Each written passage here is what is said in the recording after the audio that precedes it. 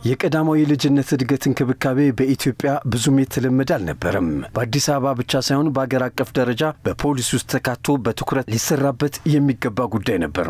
ነገር ግን እስከ ቅርብ ጊዜ ድረስ ምንም ነገር አልተሰራበትም። በየካቲት 13 2014 ዓ.ም ላይ ከ3 ዓመታት በፊት የአዲስ አበባ ከተማ አስተዳደር በቀዳማዊ ልጅነት ልማት ወይም ኤርሊ ቻይልድሁድ ዴቨሎፕመንት ላይ ትኩረቱን ያደረገ ጥናት ካቀረበ በኋላ በተለይ በአዲስ አበባ ሁኔታው ተቀይሯል። 14000 የሚጠጉ መምህራንም ለ3 ዓመታት የዘለቀ ስልጠና ተሰጥቷቸዋል። ትምህርት ቤቶችም ቀዳማዊ ልጅነት የሚፈቅደውን በጨዋታ ላይ የተመሰረተ ትምህርትን መስጠት ጀምረዋል። ይህም በጥናት የተረጋገጠ ሲሆን በተለይ በትምህርቱ ዘርፍ ላይ ትልቅ ለውጥ ያመጣ እንደሚገኝና በቀጣይም ለተሻለ ትውልድ ቀረጻና አገር እድገት ወሳኝ ሚና እንደሚኖረው በዘርፉ ላይ ጥናት ያደረጉ አካላት ተናግረዋል። ይሄ ዛሬ የቀረበው የጥናት ውጤት የአመለካከት የክህሎት የእውቀትና አስተሳሰብ ለውጥ እንዳመጣላቸው ይሄ ለውጥ ደግሞ ተጠቅመው መሬት ላይ ተግባራዊ ማድረግ እንደጀመሩ የሚያሳይ ስለሆነ በጣም የሚያረካ የሆነ ስልጠና ነው። በተለይ አዲስ አበባ ላይ የሚሰራው ስራ በእጅግ በጣም የሚደነቅ ነውና ይሄ ስራ ሌሎች ክልሎች ላይም መልካም ተሞክሮች አሉ፣ ጅምሮች አሉ። ይሄንም በበለጠ መንገድ ስናመጣው እንደ ሀገር በጣም ጥሩ ስራዎችን ሰርተን ነገ ለታሪክ የሚቀመጥ መልካም ስራ ይኖራል ማለት ይችላል። በጥናቱ የተረጋገጠው ምንድነው? አንደኛ መምህራን በጨዋታ የማስተማር ስነ ዘዴ ትክክለኛ የማስተማር ስነ ዘዴ እንደሆነ ከፍተኛ ተቀባይነትና እርካታ ያገኙበት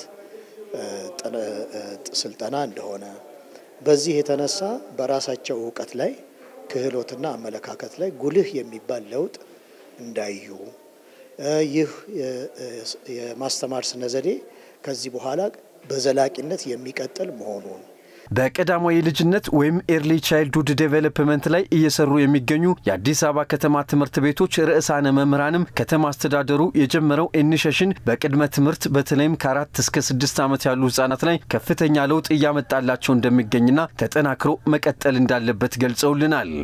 የቀዳማዊ ልጅነት ትምህርት መስክ በፊት ላይ የተረሳ ወይም ትኩረት ያልተሰጠበት ሴክተር ነበር።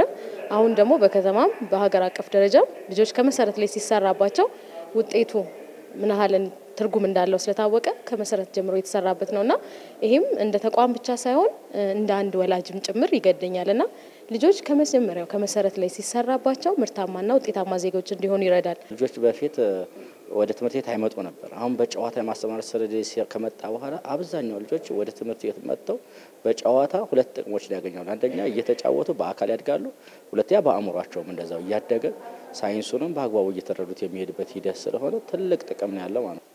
ልጆች ያው በጨዋታ መልክ ትምህርት ሲማሩ የሚያስቡት ከብዙ አንግል ነው የሚመለከቱት፣ ከብዙ አቅጣጫ ነው።